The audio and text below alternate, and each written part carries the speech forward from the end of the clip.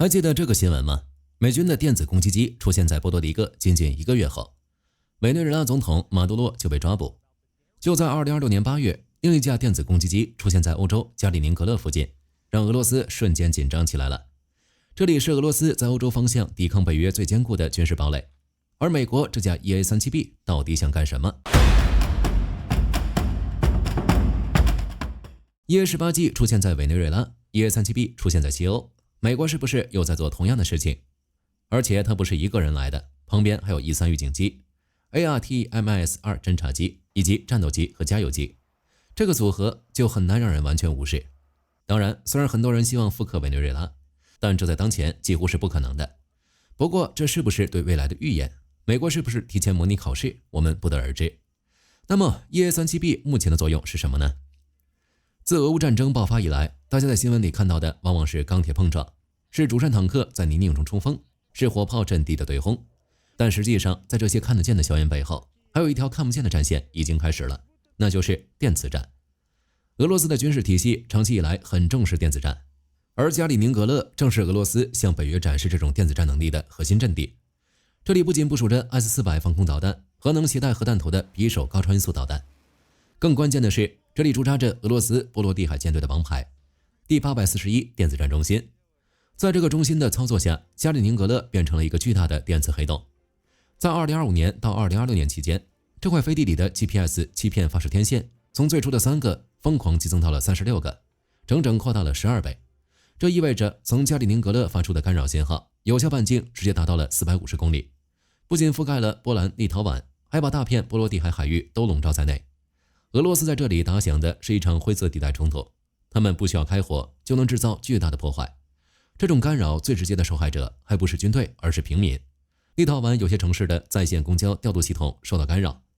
導致沒有 GPS 信號而癱瘓。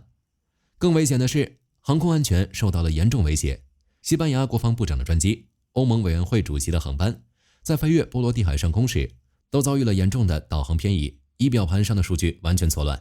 連烏克蘭發射的遠程無人機也經常因為被加里寧格勒的信號欺騙，錯誤地飛向了芬蘭或者波羅的海國家的領空。而且俄羅斯的手段還在不斷升級。後來的衛星數據監測發現，這些干擾信號不全是從陸地上發出來的，在波羅的海的專屬經濟區邊緣出現了一些移動的幽靈船，打一槍換一個地方，讓你根本抓不住把柄。俄羅斯在這裡形成了一種非常規的戰略壓制，他們不斷通過這些行動告訴歐洲，它隨時可以讓你們的信息系統失靈，而北約毫無辦法。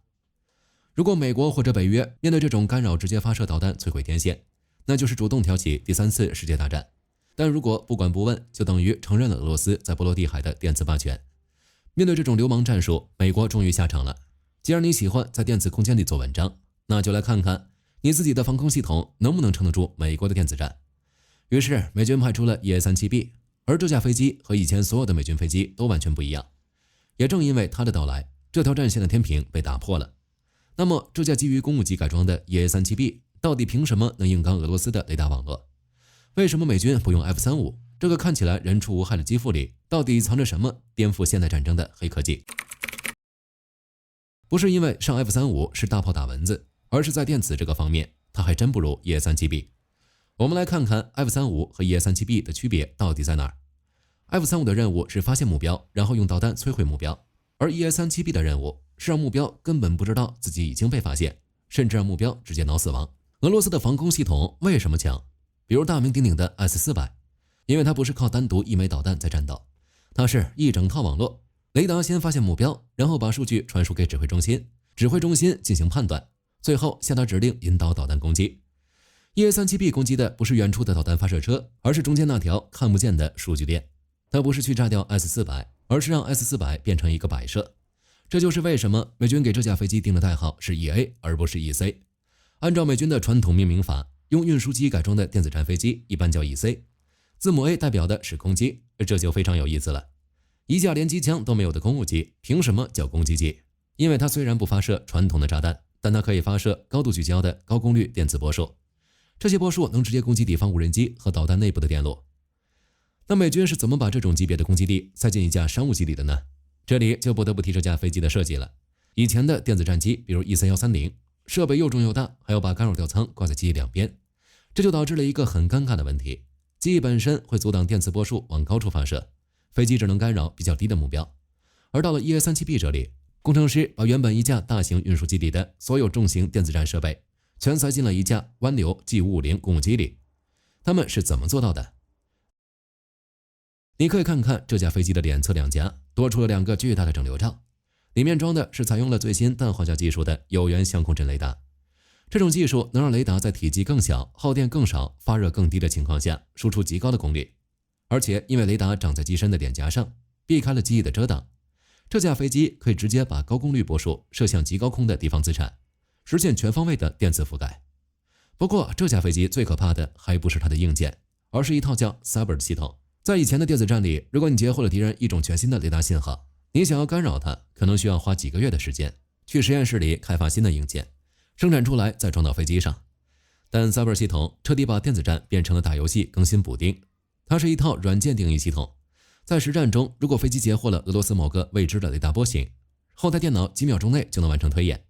然後直接把針對性的軟件更新包傳給飛機的武器系統。緊接着，依靠相控阵雷達的特性，EA-37B 還能同時分裂出好幾道獨立的波束，對多個不同的目標同時使用不同的干擾策略。敵方的雷達操作員甚至連干擾切換的瞬間都察覺不到，屏幕就已經全花了。美國真正想通過 EA-37B 展示的是，未來戰爭不是看誰的導彈當量大，而是看誰能真正控制信息。但是 EA-37B 確實是一把削鐵如泥的尖刀，可加里寧格勒是一座堅不可摧的要塞，一把尖刀是無法獨自挑落一座要塞的。8月18日那天， EA-37B 並不是孤身奮戰，在他的身邊還跟着一個讓俄羅斯人懼怕的幽靈機群。8月18日，北約在加里寧格勒門口的這場聯合行動，向全世界清晰地展示了什麼才是聯合作戰。在這場沒有真正開火的演練中， EA-37B 是那把致命的短劍，但給這把短劍指引方向的是一套精密的機群。在這個機群裡有一個非常有意思的角色，一架代號叫 Artemis 2的高空偵察機。如果你只看外表，這又是一架豪華的庞巴迪挑戰者650超中型公務機。但和 EA-37B 一樣，它的真皮座椅全被拆了，機腹裡裝滿了高算力的服務器機架，機腹下面布設了各種定制的天線。這架飛機的任務非常簡單粗暴，就是做一個飛在4萬英尺高空的吸塵器。更有意思的是，這架間諜機的運作模式，它不屬於五角大樓，也不屬於美國陸軍，而是採用了一種叫 ISR 級服務的純商業模式。簡單來說，就是軍工巨頭自己出錢買飛機，自己改裝，自己雇機組人員，然後美軍就會像買會員一樣，直接掏錢訂閱這架飛機收集到的情報數據。這種打破了傳統軍隊採購流程的做法，讓這架間諜機從提出概念到實際部署，僅僅用了創紀錄的18個月。除了這個按月付費的僱傭兵，機群裡還有一個負責統籌全局的老管家，那就是大家熟悉的E3預警機。雖然這款基於波音707平台的老飛機已經服役了幾十年，經常被媒體吐槽妥善率太低，但在這場行動中，它依然是整個空中戰場的指揮官。那麼，北約的這場全面封鎖演練到底是怎樣運作的呢？作為前鋒的 Artemis 2偵察機，並不會傻乎乎地直接靠近加里寧格勒的防空圈，它會在絕對安全的防區外空域巡弋。這個時候，它是全程靜默的，安靜地截獲加里寧格勒裡面俄軍防空雷達的開機信號、跳頻規律和各種特徵。一旦抓到這些信息， Artemis 2就會通過保密數據鏈把情報實時傳輸給後方調度的E3預警機。預警機拿到數據後，迅速進行廣域的空域調度和目標分配，最後拿到精確坐標和雷達頻率的 EA-37B 瞬間發難。它在極短的時間內將相控陣雷達的高能波束集中投射過去，精準致盲演習中的火控雷達。這套閉環過程就是現代多域作戰最核心的邏輯。通過這次數十架次飛機的聯合逼近，北約其實是向莫斯科釋放了一個強烈的威懾信號。加里寧格勒確實密不透風，但是北約哪怕不越過國界線，不發射1枚導彈，也有能力通過網絡中心戰，在開戰的0日單向癱瘓你一整個戰區級的防空網絡。當然，俄羅斯不會只挨打不還手，它的電子戰也並不弱。在加里寧格勒部署的克拉蘇哈4干擾機，號稱能干擾各種預警機和間諜衛星。那俄羅斯能不能開足馬力把美國的这架飛機也給干擾了呢？俄羅斯在加里寧格勒部署了像摩爾曼斯克 BN 和克拉蘇哈4這種功率龐大，甚至能干擾幾百公里外目標的戰略級干擾系統。如果這些武器啟動，那麼 EA-37B 機群的優勢就會大幅度削弱。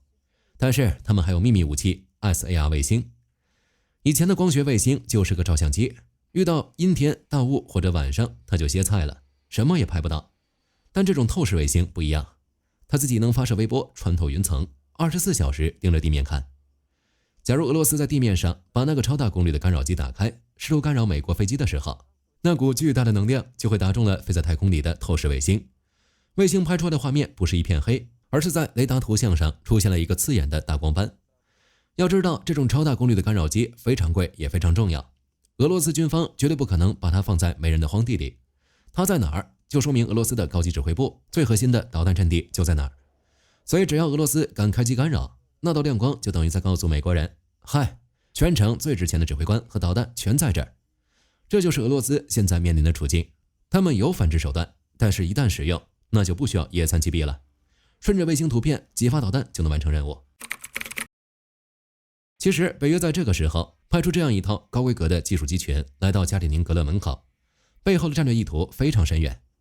如果你看一眼地圖，就會發現在加里宁格勒的旁邊有一條狹窄的陸地通道，叫做蘇瓦乌基走廊，這是北約增援波羅的海3國的唯一陸地通道。EA-37B 的現身其實就是美國在向莫斯科交底，一旦雙方真的爆發常規衝突，北約有能力利用電子戰的降維優勢，兵不血刃地摧毀加里寧格勒的防空神經中枢，確保北約的重装部隊能安全通過走廊。但是面對北約在常規軍力和電磁頻譜上的雙重壓制，俄羅斯為了維持這塊飛地的威懾力，極有可能會採取更極端的非對稱反制手段。當常規武器和電子戰都失效的時候，俄羅斯有可能會更加依賴戰術核武器來彌補常規力量的劣勢，比如依托已經部署在當地的匕首高超音速導彈，甚至是動用搭載了波塞冬核魚雷的特種核潛艇，将其作為制衡北約的最後籌碼。EA-37B 出現在俄羅斯家門口，真正的意義絕不是美國多了一架新飛機，而是標誌着大國博弈的戰場已經全面從看得見的領土轉移到了看不見的電磁頻譜之中。如果未來某一天真的爆發了大國衝突，可能根本沒有震耳欲聾的空襲警報，也沒有漫天亂飛的導彈，第一槍可能是無聲的，它可能只是指揮部屏幕上突然出現的一串亂碼，是戰鬥機雷達瞬間變成的一片雪花，或者是整個城市突然消失的 GPS 信號。